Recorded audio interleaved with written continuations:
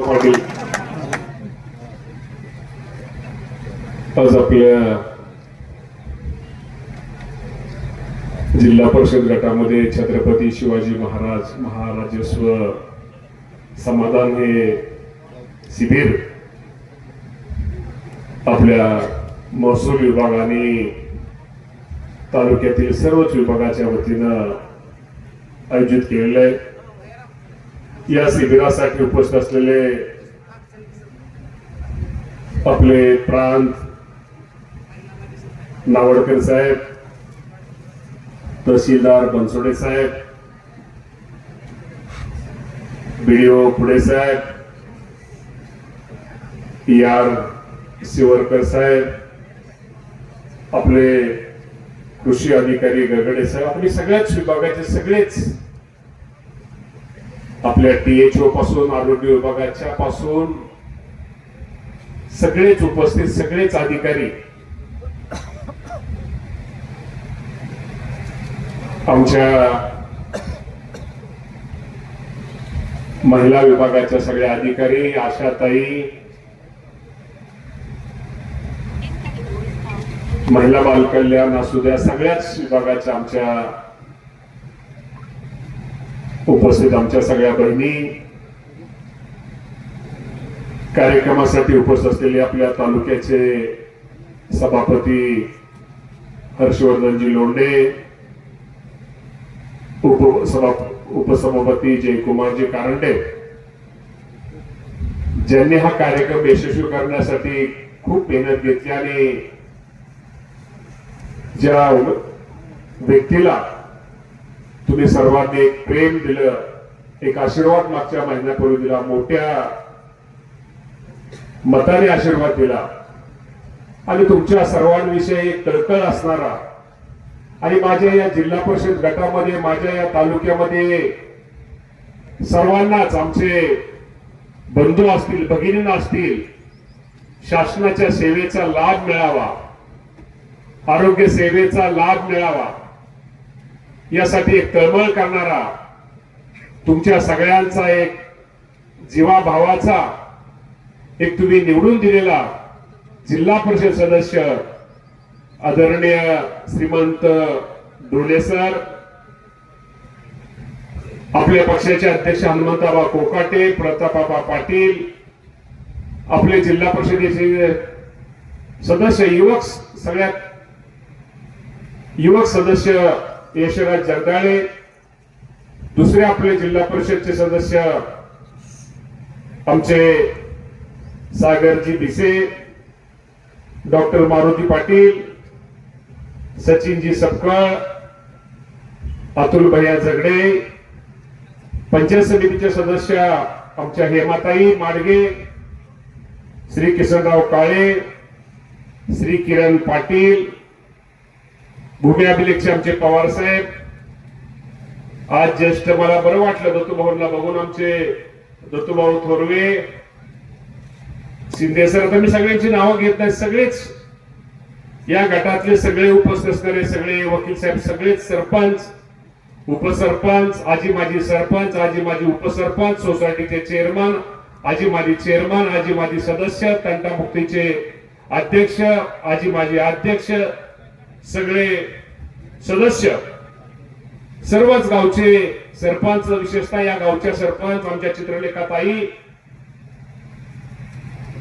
आमच्या THO पोळ madam, आता मी सगळ्यांची नावं घेत नाही, सगळेच उपस्थित शेतकरी, शासकीय प्रति विभागाचे सगळे अधिकारी, महसूल विभागाचे विशेषतः सगळे अधिकारी, उपस्थित सर्व बंधू आणि भगिनींनो, खरं तर आज आपल्या तालुक्यामध्ये आपल्या सगळ्यांना माहित आहे, या राज्याचे मुख्यमंत्री देवेंद्र फडणवीस साहेब असतील, एकनाथजी शिंदे साहेब असतील, दुसऱ्या उपमुख्यमंत्री सुनेत्रा वहिनी पवार असतील, आणि ज्यांची आठवण आज आपल्या सर्वांना आल्याशिवाय राहत नाही ते स्वर्गीय अजितदादा पवार साहेबांची आठवण आज आल्याशिवाय राहत नाही। या सर्वांची एक संकल्पना होती, या संकल्पनाने मी महसूल मंत्री बावनकुळे साहेबांचा पण आज उल्लेख करतो।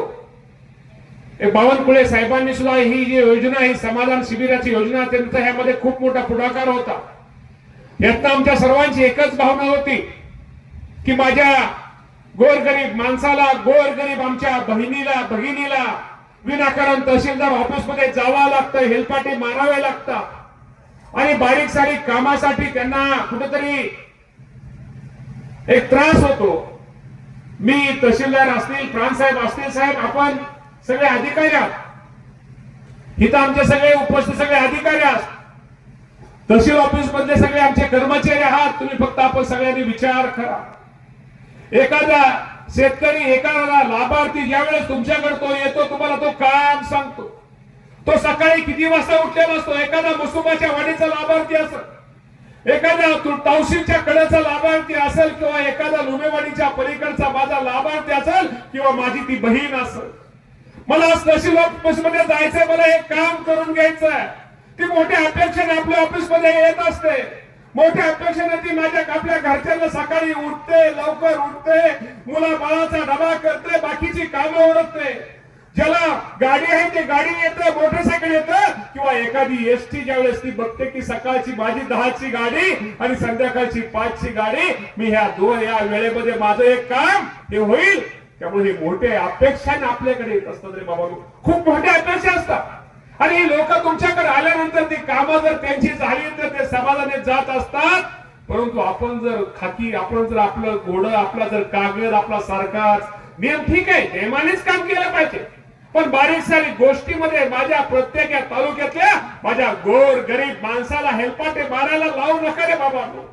शेवटी गोर गरीबांच्या माणसाच्या अपेक्षा की तुम्हाला मी प्रामाणिकपणे सांगतो, तुम्हाला एक परमेश्वराने दिली ही जी माणसं तुमच्याकडे गोरगरीब कामानिमित्त येतात, लाभार्थी येतात, मोठी माणसं तुमच्याकडे कमी येतात रे, गरीब माणसं तुमच्याकडे येतात. ह्या गरीब माणसाच्या अपेक्षा असतात, त्या अपेक्षा पूर्ण करा. परमेश्वराने तुम्हाला ही पुण्य करण्याची खूप मोठी संधी दिली. त्यामुळे अधिकाऱ्यांना तुम्हाला प्रामाणिकपणे सांगतो, सगळ्या अधिकाऱ्यांना, प्रांतसाहेब तुमच्यापासून ते खालच्या सगळ्या अधिकाऱ्यांना सांगतो, अरे बाबांनो, हे पुण्य करायसाठी लांब कुठं, लांब 5-5, 2-2 हजार किलोमीटर जायची गरज नाही आहे. कुठं तुम्हाला देवाला जायची गरज नाहीये, कुठं देवीला जायची गरज नाहीये. अरे तो जो लाभार्थी, जो गरीब माणूस खूप मोठ्या अपेक्षेने तुमच्याकडे आला असतो, त्यातच देव बघा, त्याचं काम मार्ग लावा, आणि तोच आशीर्वाद तुम्हाला सर्वांना मोठा आहे रे. एखाद्या गरीब बहिणीचं काम आहे, एखाद्या महिलेचं काम आहे, त्यातच देवी बघा, लांब देवीला कुठं जायची तुम्हाला गरज नाहीये. अरे तेच पुण्य तुम्हाला सांगते, पुण्य तुम्हाला सगळ्यांना मिळणार आहे. त्यामुळे बाबांनो, गरीब माणसाला केंद्रबिंदून माना. गरीब माणसाला जेवढं मदत करता येईल, जेवढं आपल्याकडून काम करता येईल करण्याचा प्रयत्न करा.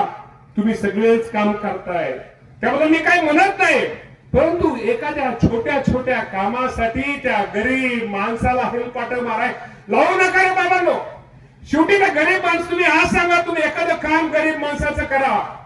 तुम्ही माझ्यासारख्या माणसाचं एखाद्या टायमाला डोले सरांचं काम एखादं केलं, 100 कामं जरी आमची मोठ्या माणसाची तुम्ही मदत ताबडतोब केली, आम्ही तुम्हाला विसरून जाऊ रे बाबांनो. पण त्या गरीब माणसाच्या अपेक्षा, त्यांची कामं खूप छोटी छोटी असतात रे बाबांनो. त्या गरीब माणसाला जर तुम्ही काम केलं, त्याला जर मदत केली, छोट्या छोट्या कामासाठी खाली जर केली, तर तो माणूस आयुष्यभर तुमचं नाव घेतो. आणि कुणीतरी एक ह्या इंदापूरला अधिकारी होता, एक कोणतरी तलाठी होता, एक कोणतरी सर्कल होता, एक कोणतरी बीडीओ होता, एक कोणतरी ग्रामसेवक होता, एक कोणतरी तलाठी, एक कोणतरी पाटकरी होता. ह्या माणसांनी आम्हा सर्वांना मदत केली. आजही मी तुम्हाला प्रामाणिकपणे सांगतो, आजही महसूल विभागामध्ये गेल्यानंतर बाबरस भाऊसाहेबांचं नाव हे अजूनही घेतलं जातं. का नाव घेतलं जातं? काही रावसाहेबांची नावं घेतली, फटावल्या शेतकऱ्यांच्या रावसाहेबांची नावं घेतली जातात, काय पाटकऱ्यांची नावं घेतली जातात, काय बीडीओची नावं घेतली जातात, काय एमएससीबीच्या अधिकाऱ्यांची नावं घेतली जातात, काय महिला विकास आमच्या महिला विकास, बालकल्याण विकास अधिकाऱ्यांची नावं घेतली जातात. अरे बाबांनो, ही नावं का घेतली जातात? मी तुम्हाला हे मुद्दा म्हणून का सांगतो, हे तुम्हाला मुद्दा म्हणून सांगतो, तुम्ही निश्चित प्रकारे या लोकांना माझ्या इंदापूर तालुक्यातल्या मदत करा. शेवटी ह्या तालुक्यातली माणसं खूप वेगळी आहेत. ठीक आहे, आहेत 4-2 माणसं, आम्ही म्हणणार नाही की सगळीच माणसं आहेत 4-2 माणसं चुकीचे आहेत, चुकीची तुम्हाला कामं सांगतील, तुमच्यावरती चुकीचा दबाव आणतील, तुम्हाला काय गोष्टी चुकीचं सांगतील. याचा अर्थ तालुक्यातली सगळीच माणसं अशी नाहीये. तेव्हा जेवढी तुम्हाला मदत करता येईल, मी तहसीलदार साहेब आणि बीडीओ साहेब तुम्हाला दोघांना पण मुद्दा म्हणून सांगतो, अरे खरा लोकांना हेलपाटे मारायला लावू नका. तुम्ही आज किती ऊन आहे, आज 1 सुद्धा वाजलेलं नाही. त्या दुपारच्या ह्या उन्हामध्ये जर माझा तहसील ऑफिस मध्ये किंवा पंचायत समितीच्या मध्ये ऑफिस मध्ये आल्यानंतर त्या माणसाची अवस्था काय असेल. त्यामुळे या लोकांना जेवढी मदत करता तेवढं करण्याचा प्रयत्न करा. शेवटी ही माणसं तुमची आहेत, हा मोठा आशीर्वाद तुम्हाला सर्वांना मिळणार आहे. त्यामुळे आज हा कार्यक्रम मुद्दामून मी आज हे तुम्हाला सर्वांना सगळ्यांना म्हणजे मी काय तिकडे सांगतोय असं नाही, या लाईनला पण ते सांगतोय, पाठीमागे बसले त्या लाईनला पण ते सांगतोय. सगळ्या झुकून काम करा. हे आयुष्य मी नेहमी म्हणतो की आनंद द्यायचा असतो आणि आनंद घ्यायचा असतो. जेवढा पुढच्या माणसाला आपण आनंद देऊ तोच उलटा आनंद आपल्याला आपल्या कुटुंबाला मिळतो. त्यामुळे आयुष्यामध्ये आनंद द्यायचा आणि आनंद घ्यायचा. आणि मी पण तुम्हा सर्वांना एक सगळ्यांना सांगतो, काम करताना सकारात्मक करा. आपल्या बोलण्यामुळं वागण्यामुळं कुणाच तरी मन दुखवल किंवा सारखं दे तलाठ्याकडे अर्ज, दे ग्रामसेवकाकडे अर्ज, दे तहसीलदारकडे अर्ज, दे पोलिटिशियनकडे अर्ज. अरे काय आपलं काय म्हणता समाधान तुम्हाला? तुम्ही दुसऱ्याच्या अपदा करत होता, त्यांनी झोप मोडता.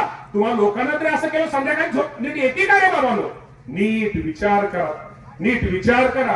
त्यामुळे बाबांनो आज हा कार्यक्रम खूप वेगळा आहे. शिबिर आहे. त्या शिबिराला नाव काय त्यांनी दिलंय? मी तहसीलदार साहेब, बीडीओ साहेब, शासनाने या शिबिराला काय नाव दिलं तुम्ही वाचलं का? पवार साहेब तुमच्याकडे सुद्धा मोजणीचे प्रकार त्यांनी शेवटी ऐकलेले समाधान. अरे समाधान केलं तरच ह्या लोकांचं गरिबांचं कायदेशीर समाधान केलं तरच आपलं पण समाधान होणार आहे. तरच त्यांना पण चांगली झोप लागणार आहे आणि आपल्याला पण जो काम करतो त्यालाही समाधानाची झोप लागणार आहे. त्यामुळे झोकून काम करा. ठीक आहे, त्रास आहे, अडचणी सगळ्याला आहे, प्रत्येकाला अडचणी आहे, त्रास आहे, तकतक आहे, दगदग आहे, मान्य आहे मला. पण यातनं सुद्धा जेवढं लोकांना मदत करता येईल, लोकांच्या कामी करता येईल तेवढा करण्याचा प्रयत्न आपण सर्वांनी केला पाहिजे. बंधूंनो आज हा शिबिर आहे, समाधान शिबिराच्या निमित्ताने मी तुम्हाला एवढंच सांगतो. आज तुम्हाला मी सांगतो, आज आमच्या समोर आशाताई आहेत. प्राणसाहेब आशाताई ना तुम्ही आज आमची एक आशाताईला उठवा. तुम्हाला सांगतो एक आशाताई तुम्हाला त्या गावामध्ये साखर ब्लड शुगरचे किती प्रेशर आहे, ब्लड प्रेशरचे किती पेशंट आहेत, परत गावात कुणाला कुठला आजार आहे ही आमची आशाताई त्या गावाचा आराखडा सांगू शकते. इतकं चांगलं काम माझी ती ताई करते. ती बिचारी सहाय्य आहे. या लोकांसुद्धा निश्चित प्रकारे आपण सगळ्यांनी 2 मिनिटं विषय काय चाललाय हे चाललंय हे काय हे सारखं तेच आहे. त्यामुळं आज ह्या शिबिराच्या निमित्ताने मी तुम्हाला एवढंच सांगतो की सीबीसी समाधान शिबिराच्या माध्यमातून निश्चित प्रकारे आपल्या सर्वांना लाभार्थ शासनाच्या ज्या योजना आहेत, महसूल विभागाचे, कृषी विभागाचे आहेत, आज तुमच्या सगळ्यांच्या आशीर्वादामुळे माझ्यासारखा कार्यकर्ता राज्याचा कृषी मंत्री पद काम करतो. मला माहित आहे हे पद काय कायमचं नाही आहे. हे काय मी ताम्रपेठ घेऊन जन्माला मीच मंत्री किंवा मीच कृषी मंत्री मीच आमदार म्हणून राहील असं नाही आहे. पण शेवटी ज्यावेळेस आपल्याला एखादं पद मिळतं, एखादी ज्यावेळेस आपल्याला सत्ता मिळते, हे पदाचा उपयोग माझ्या गोर गरीब माणसासाठी किती झाला पाहिजे. क्रीडा विभागाचा मंत्री होतो, क्रीडा विभागाच्या माध्यमातून तालुक्यासाठी काय करताय आज तुम्हाला मी सांगतो. आमचा अल्पसंख्याक मंत्री होतो, अल्पसंख्याक समाजाला काय देता येईल. प्राणसाहेब आम्ही सगळे दादांचे शिकवण, दादाचे अजितदादा पवार साहेबांचं संस्कार आमच्यावरती आहे. नेहमी त्यांनी सांगितले की बाबांनो तुम्हाला ज्यावेळेस संधी मिळते एका सोप्या भाषेत त्या संधीचं